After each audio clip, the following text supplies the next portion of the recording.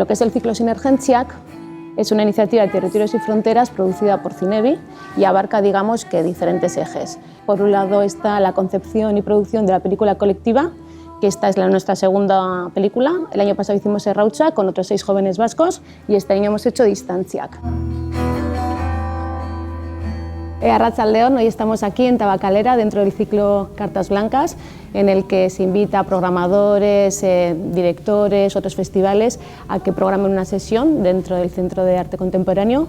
En esta ocasión han invitado a Territorios y Fronteras y hemos decidido presentar la película Distantziak. Distantziak es una peli que habla de la relación entre lo colectivo y lo individual. Partimos un poco de una visión personal hacia cómo vemos el colectivo, ¿no? Nos costó mucho llegar al tema, 2 meses o 1 mes y medio sí que nos costó, porque en un principio, como no nos conocíamos entre nosotros, sacamos un montón de temas de los que queríamos hablar, pero era como cada uno tenía un tema diferente y decíamos, bueno, ¿y de estos cuáles cogemos?, ¿no? Porque había muchas posibilidades abiertas, teníamos muchísimas posibilidades.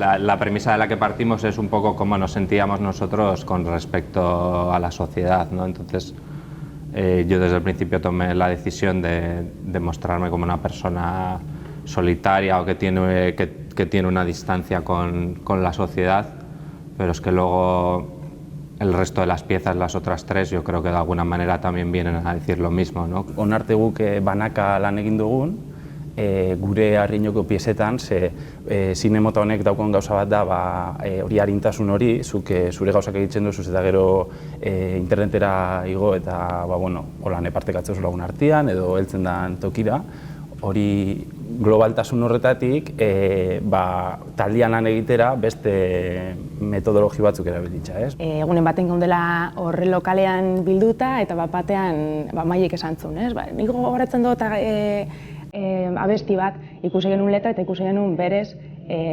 pelikula zala, ez? Horre abestian zeuena zan bere pelikularen esanahia, ez?